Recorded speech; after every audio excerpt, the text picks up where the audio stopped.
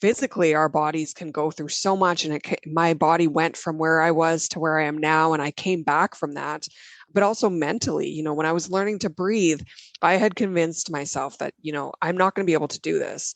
I cannot breathe on my own. Hmm. And it was a struggle for me to even push myself to try, but I did. And when I overcame that, it was this huge spark in me that went, wow, you are so much stronger than you realize. And that has given me so much strength in my life to pursue many other things in my life that I may have never tried because I would have thought I can never do that. And now I can. And I think a lot of people, if they can just find that inner strength and realize that, you have that strength in you, you just have to push for it and you have Hmm. to fight for yourself. Yep. And it's there. And we are so much stronger than we Yep. realize. Do you want to wake up feeling like you're stepping into who you're meant to be, into the best possible version of you? What if I told you that the key to your best life, health, and happiness are all around you? You just have to find what works for you. I'm Hope Pedraza, and I believe that there isn't just one way to live a healthy and meaningful life, and that all you need is a little inspiration to make changes that last from the inside out. Each week, I'll be sharing tangible tips and inspirational interviews to help you on your journey. These are the steps to take to improve your life and live with purpose. This is Hopeful and Wholesome.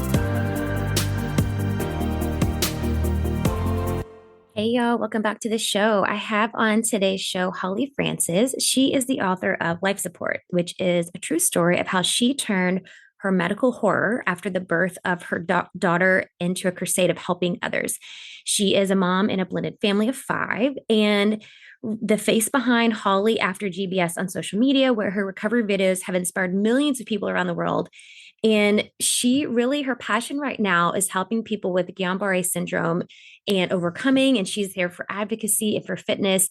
She is going to introduce you to maybe perhaps an autoimmune disorder that you never heard of, Guillain-Barre syndrome. She's going to talk about that, her insane story of how it hit her, how it affected her life, and really the gifts that came out of this really, really challenging time for herself and how she's using that to help others overcome and learn the same lessons she did. This is really an inspiring conversation. I'm excited to introduce you to Holly. So let's jump in. All right, y'all, let's jump in. I'm here with Holly, and we're talking about Guillain-Barre syndrome.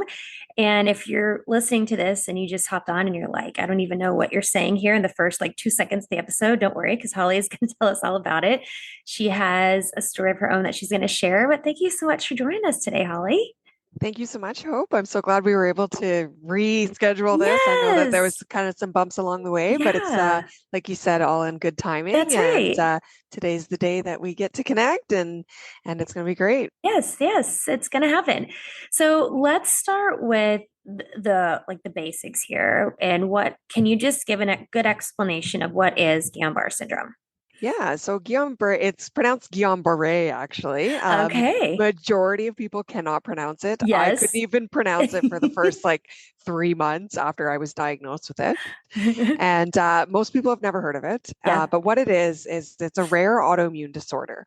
And it's very similar to MS, so multiple Mhm. sclerosis. A lot of people have heard of MS before and they Sure. kind of know what that is. Yep. And so, how it differentiates from MS is that MS affects the spinal cord and the brain. And with Guillain-Barré syndrome, it basically affects the nerves outside of that. Mm, And that means every nerve in the body is affected other than the spine and the brain.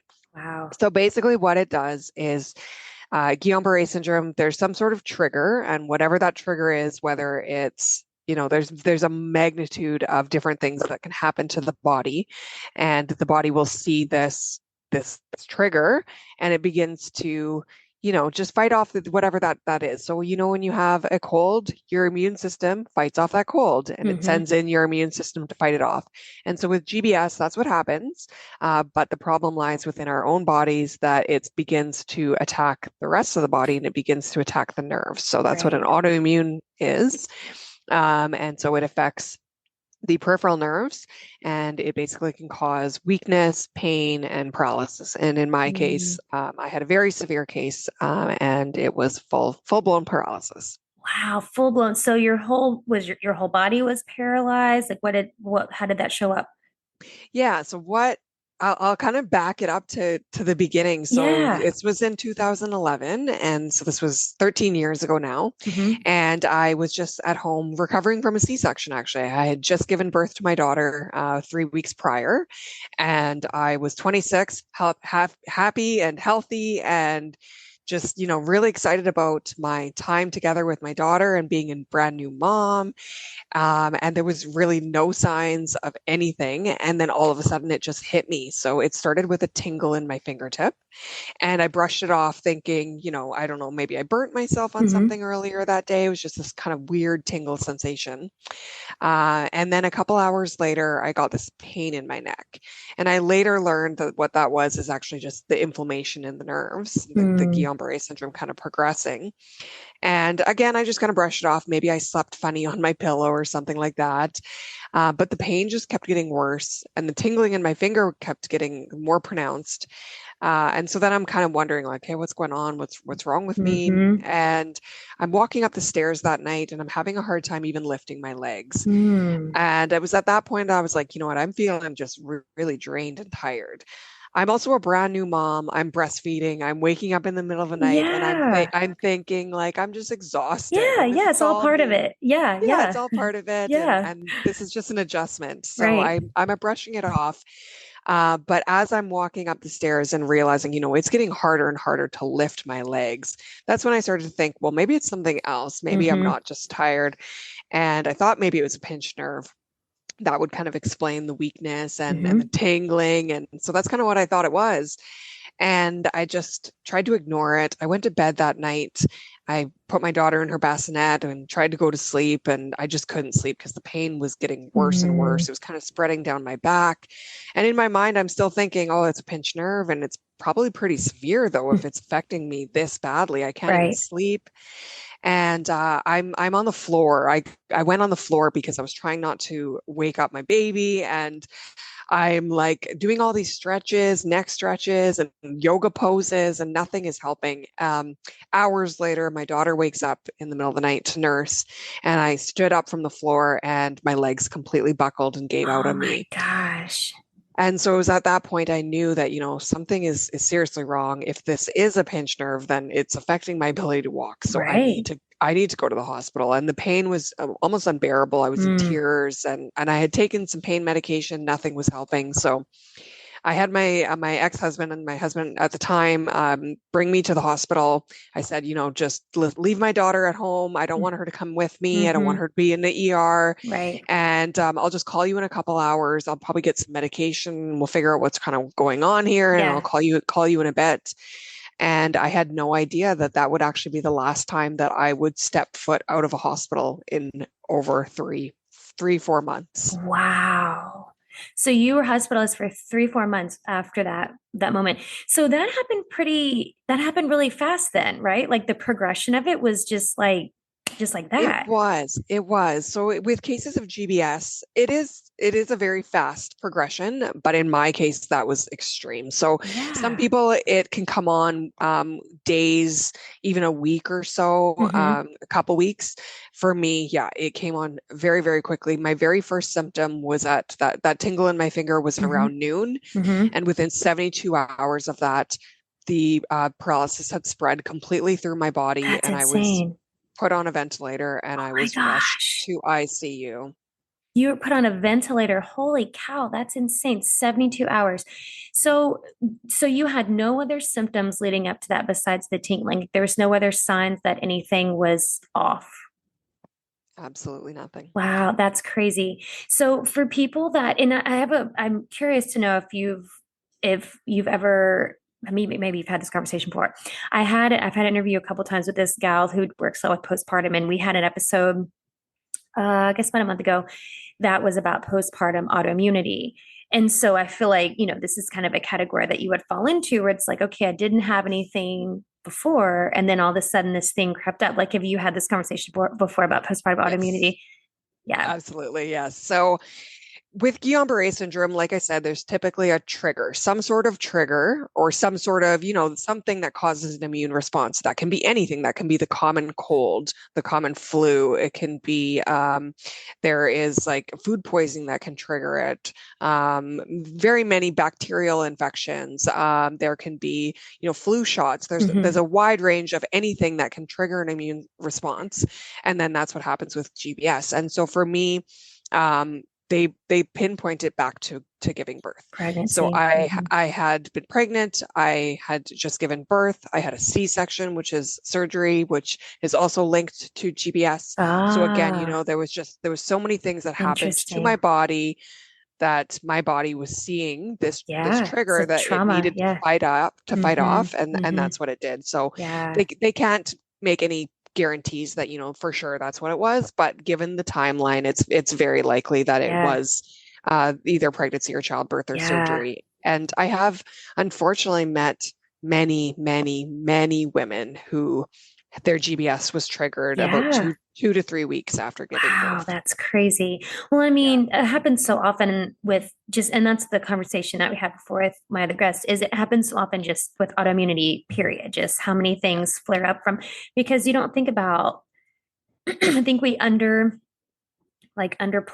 like what a stressor pregnancy is on the body, like the whole process of it, the giving birth part of it. Like this is a huge one. I mean, I would say probably one of the biggest stressors, traumas on the body, like physically, right? So I think we just I don't know, I just feel like we don't talk that up enough just to, prepare women. And maybe, women might, maybe not, but maybe some women might do things differently during pregnancy, knowing, like taking care of their body in a different way, knowing that there's this huge stressor put on the body. So anyway, but yeah, no, that's so interesting that to put those connections together. So when you were, so going back to what your story, I want to know the rest of this. So you're in the hospital and you're in the hospital for 3 to 4 months. So typically for GBS, is it something where it's like you take medications and you get like, what's the typical like process to help deal with the symptoms? And then I guess what was your journey of overcoming? Because I mean, obviously you're moving right now, like you're awake, you're moving. So you're clearly, I survived. Yeah, I did. Yeah. So basically kind of what happened when I arrived at the hospital, they said, we don't know what's wrong with you. You are very weak. They noticed that I was weak, not only in my legs, but in my arms as well, and in my hands. And because it was progressing so quickly, they monitored me over an hour or so and said, it's getting worse even from an hour ago. The doctor said, I admit, I don't know what's wrong with you. I have no idea. I'm going to call a neurologist and he's going to come and see you. So I was very grateful for that. They didn't just, rush me off and say, go home, come back if you get worse. Right. And the neurologist came down, and I was, again, very fortunate, because this is not everybody's experience, but I was very fortunate that the doctor had seen a case of GBS before. And so he recognized it and said, I think this may be Guillain-Barre syndrome. Wow. And again, same thing. He couldn't pronounce, I couldn't even pronounce it. I tried to pronounce it and I was like, I've never even heard this before. I don't even know what that is. And I was 26, completely healthy, had never had any health issues my entire life. So it was just so foreign and scary to me.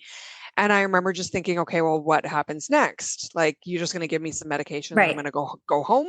Right. And he said, no, like this can be very severe. It depends on the case. So some people may only deal with paralysis, up to their legs or up to their waist or up to their chest. But for me, it just continued to get worse and worse. So it progressed up my diaphragm. That's when it affected my lungs. I could no longer breathe. And I was rushed to ICU, put a ventilator basically into my mouth at first. It was later moved to a trach. So in cases of GBS, typically only about 70% don't end up on a ventilator. Only about 30% do. So my case was very, very severe. From there, I stayed in ICU in that position, completely paralyzed, unable to move for almost 3 months. Oh my gosh. And you were like awake, aware, conscious, all of that. I was fully aware, and the treatments basically is something called IVIG is one treatment. There's also another one called plasmapheresis, and what it involves is basically taking the blood out of your body and replacing it with donor blood. And so the donor blood basically has new, better, healthy antibodies. Sure. They're wanting to get rid of the damaging antibodies out of my blood. Mm-hmm. So I had some blood transfusions. That's what happened with that. And basically they do those treatments within the first couple of weeks. And then you just kind of wait, and gradually things will start to improve. It's very, very sad. About 5% of cases, they do pass away just due to complications because of the extreme trauma on the body. Right. So it was a very scary time for my family. Obviously, I've got a newborn at home, and I'm going like, I need to get back home to my baby. Yeah. But I'm completely paralyzed. I can't move anything. I can't talk. I can't communicate. I can't reach out and hold my daughter. And it was just such a devastating, scary, very scary time. The doctors are saying, you know, you are going to get better. You're going to get through this. But when you're paralyzed and you can't move and you can't get out of bed and you're basically on your deathbed, you've got doctors and nurses surrounding you at all times of the day, and you're not seeing any improvements. It was just so hard to believe that. They brought my daughter there with me every day. She came in every morning, and they put her on my chest, and they had a bassinet right beside me. But it was just so heartbreaking to me. I was just like, I don't believe that I'm ever going to get out of here. I was very angry at the world for a very long time because it was just like, why is this happening to me now? And it put me into this very, very dark depression for a very long time where I really struggled to make it through every day. What was the kind of turning point for you? Was it when you started feeling like, oh, I can start, feeling things again? Or what kind of shifted where kind of gave you hope that, okay, maybe I am going to get better? So there was quite a few little kind of tidbits along the way that gave me that, that drive to keep going. It first came in another GBS survivor. So when I was in my very worst state, dealing with severe pain, and the doctors are saying like, I can't believe you have Guillain-Barre syndrome. We've never seen a case of GBS before. And nurses are saying like, yeah, I've only ever worked with one other patient in my entire career, or many of them are saying I've never seen GBS before. And so it was very isolating. I felt that's very not what you want to alone. hear when you feel like you're on your deathbed. And I just, to me, like, I mean, I was heavily medicated and very out of it, but still aware. But I felt like I was like one of the only people in the world with this disease.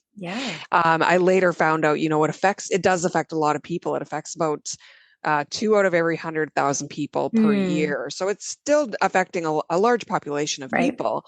And turns out there was actually another GBS survivor who had been in the exact same hospital, actually the exact same room that I was in a couple of years prior.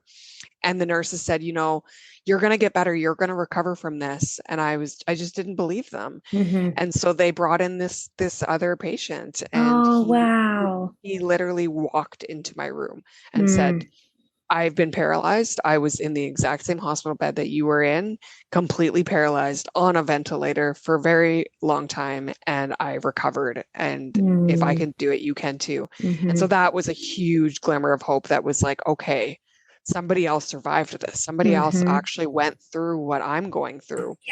And here he is standing beside my bed looking completely healthy. So that was a huge motivation to, I can do this. But unfortunately, that's just one little glimmer. But then I had to go back to reality and realize, I'm still in ICU and I'm not getting better. And I was dealing with severe pain and nausea from basically the medication. And then, of course, the depression just from seeing my daughter, she's getting older. She's smiling. She's going on walks with my family. They're feeding her. I couldn't breastfeed her anymore because of the medication. And it was just like, I'm never going to get out of here. I just found it so hard to believe. And I was just so devastated that I was missing out on so much time with my daughter. I didn't believe I was ever going to get to be a mom. And I just felt so frustrated. But, I just kept trying to move forward. And that patient, he actually brought me this sign on my wall, and he taped it right in front of me, and it said, "Courage doesn't always roar. Sometimes it's the quiet voice at day's end saying, I'll try again tomorrow." Hmm. And that was another huge glimmer of hope that I needed to just keep moving forward. It was like, you know Hmm. what? I can always just try again tomorrow.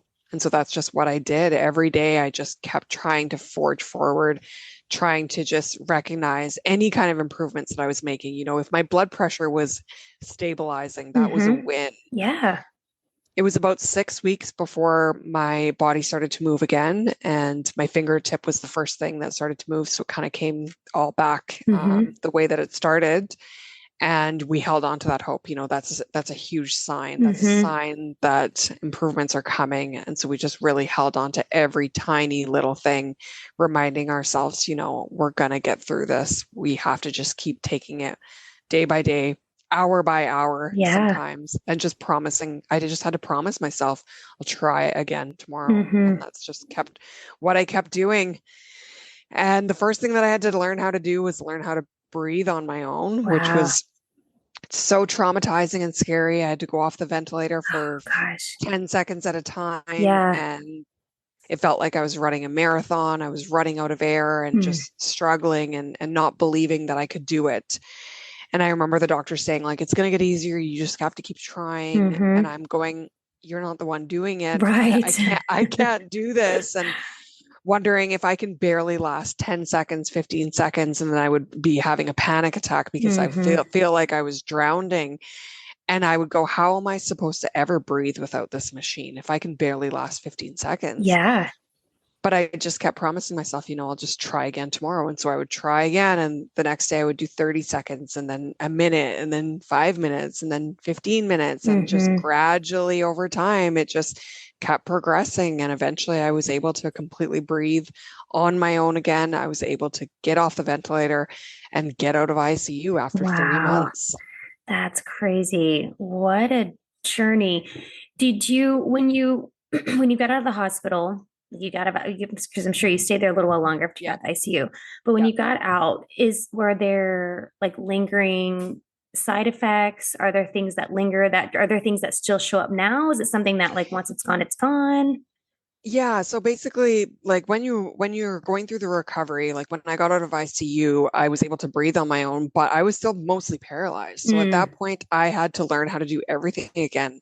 I was moved to a rehab hospital where I learned how to basically use my muscles again. So I had yeah. to basically exercise every single muscle in my body, learn how to hold cutlery, how to feed myself, how to take care of my daughter again, how to brush my hair and teeth. Mm, I had to learn how to walk. That was probably the hardest part of my journey next to breathing, yeah. just strengthening those legs and those muscles. And so it was a long, long road. If you've seen my recovery videos, you've seen kind of the progression that I had to go through, but you see me where I am now and you see where I was in ICU and like you think like, oh wow, she went from like paralyzed to normal. And it really wasn't. It was this long, long Yeah. journey of all these tiny steps along the way. And I think a lot of people don't realize, the hard work that had to go through that Hmm. to get where I am. And I think that's such a valuable lesson for anybody going through whatever struggle it is. Like it's not going to be this drastic before and after. It's going to Right. be these long little steps that you have to take along the Yeah. way to kind of get through what you're going through. Yeah. So I went on to recover, and it took a very long time. It was 126 days that I was in the Oh my hospital. gosh. I got home when my daughter was almost 6 months old, so I missed Oh, out on almost the first 6 months of her life. yeah. But I had this newfound appreciation for life. I went from being completely paralyzed to now suddenly being back at home, being healthy again, and being able to be a mom. And I did struggle. I still to this day still deal with a little bit of weakness, a little bit of nerve pain, but just feeling very grateful.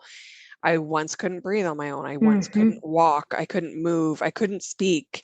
And so to be where I am now and to be back home with my daughter again, she's now 13. It's crazy. Time flies. Yeah. But it's just really just given me this huge sense of gratitude. We really do take for granted what we're able Hmm. to do, just basic functions.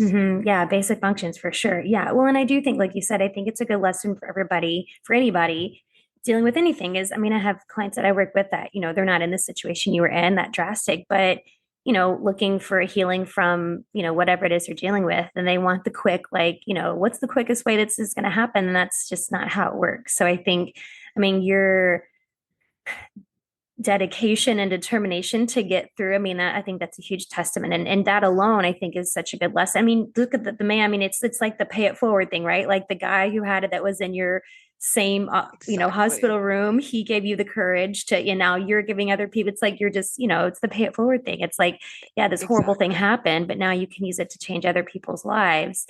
And so as far as like because I deal a lot with, like, the mental emotional side of things with my clients, with the trauma, because that, I mean, all of that was a lot of trauma, like dealing with a lot of trauma in a very short amount of time for you, like all of that.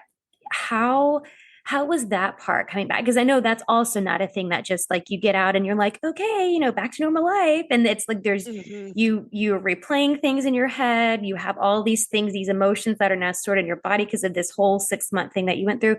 So, what did the kind of mental emotional healing look like for you, and kind of getting yourself out of that kind of dark depression too? For sure. So number one, I mean, my daughter, she was Mm, my motivation. And I sometimes just think like, I can't even imagine going through GBS not having her there hmm. because she was such a motivation for me. Many times I wanted to give up. There was times where I asked the doctors, please just shut off the ventilator and just let me die because I can't Oh, handle this. But my daughter was the reason that I had to keep going. And so I always tell people, you have to find your why. What is the reason that you are going to keep fighting for yourself? So that's what I did. And I just really held on to that and her and the life that we wanted. hmm. One thing that I did to get through my trauma was I wrote. And so I Mm, wrote everything. And my mom actually, she had kept a journal of everything that happened because she was just trying to, piece everything together. She was trying to look back on, okay, look at 2 weeks ago, you moved your hand for the first hmm. time, and now you're moving your arm. And like, so she kept track of everything and she had taken Wow. videos and pictures.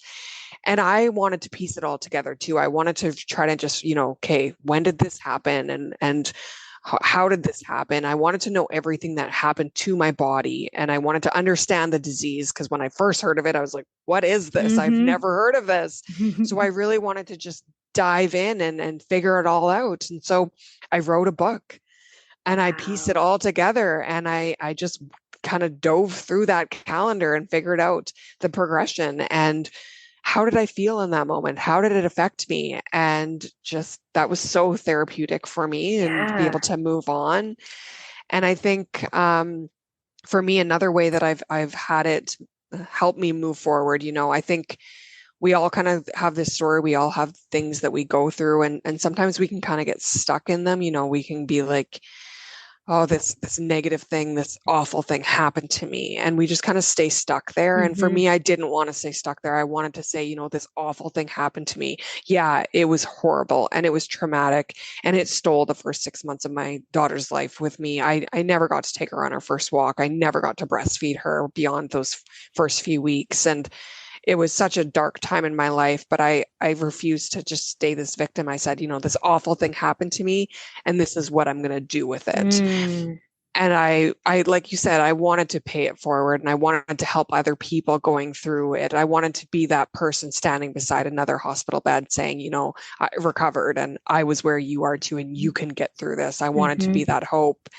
And another thing that I really held on to is, I just knew that I was in that hospital bed for so long, wondering, am I ever going to be able to get out of here? Am I ever going to walk again? Am I ever going to be able to run? I was in a wheelchair for quite a while I was recovering. Hmm. And that was a whole other journey that you don't even realize what it's like to, be in a wheelchair and have to function in day-to-day life. And so to be where I am now, it's like, what, I'm so grateful.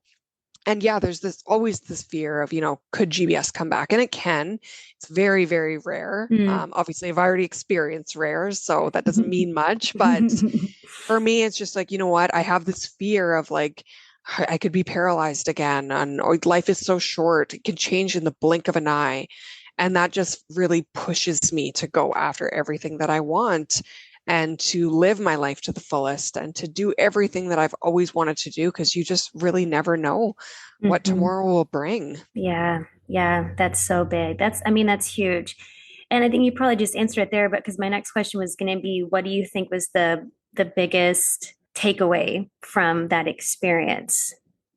Yeah, I would say a couple things. One being, life is so short and it really can change. I went from being completely healthy 72 hours later on life support, Mm, can't breathe, can't do anything. And, it's just crazy. We take our health for granted. We really hmm. do. We don't realize, how fortunate we are to be healthy Yep.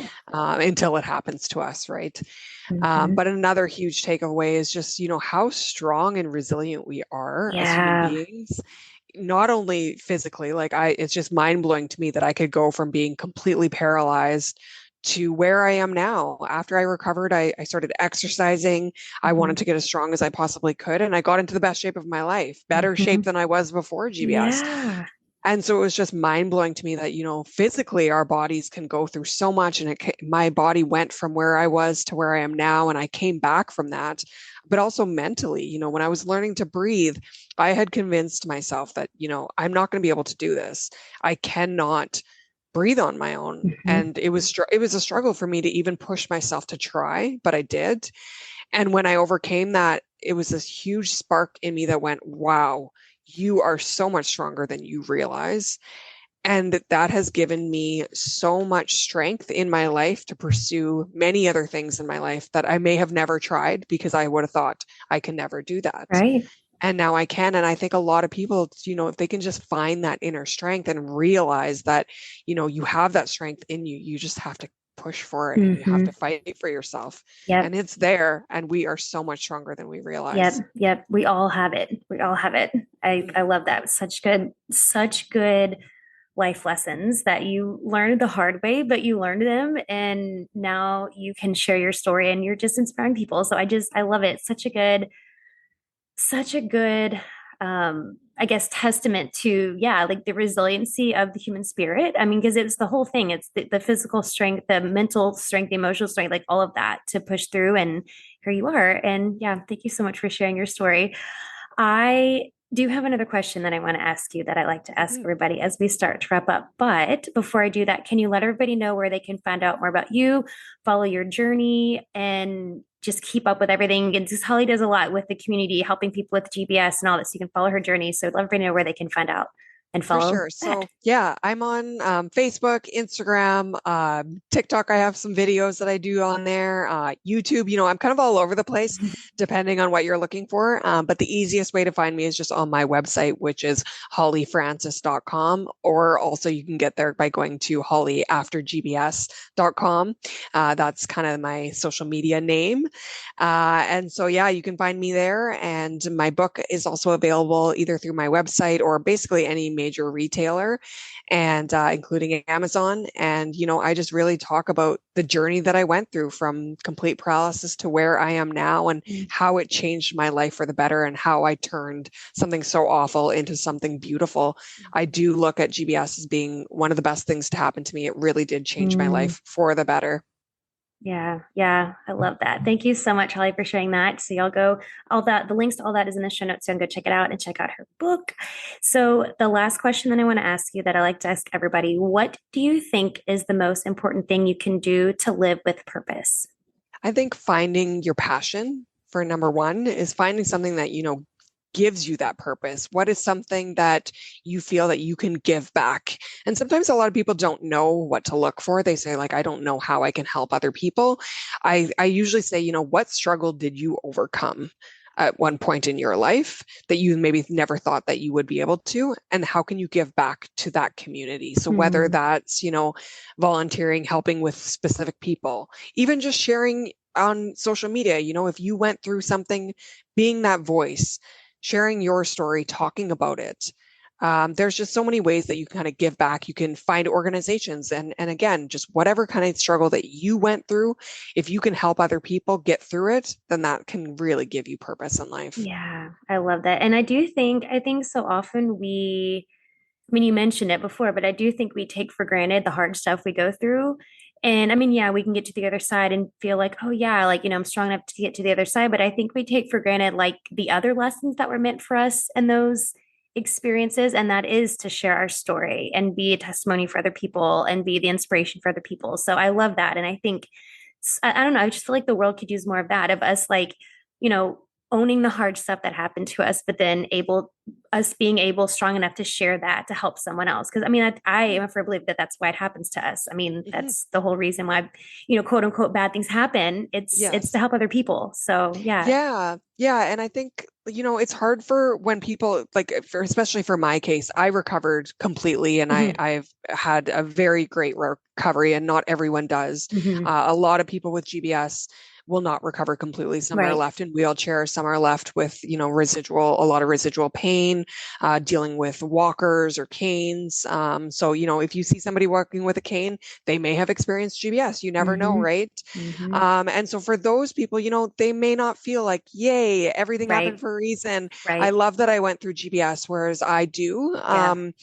And so for them, I just encourage, and for anybody, that went through a really hard time, is just find whatever tiny gift that you can Mhm. within that journey.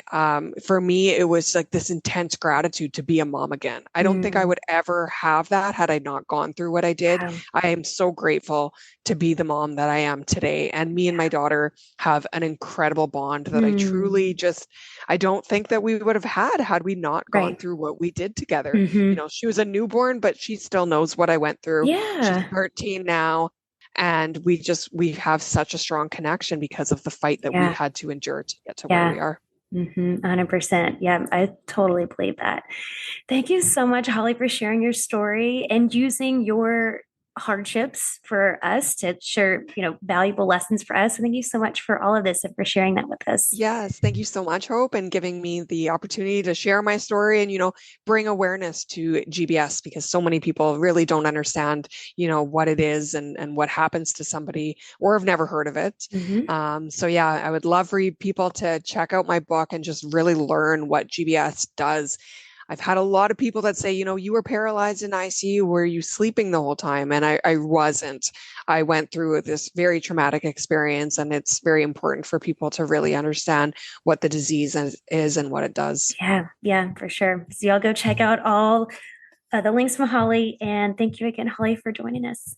Thank you so much, Hope. Thanks for listening to Hopeful and Wholesome, y'all.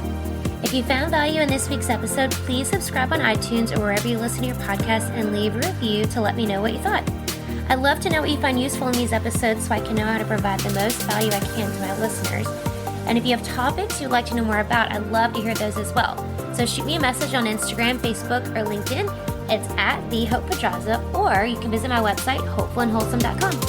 Thanks, y'all.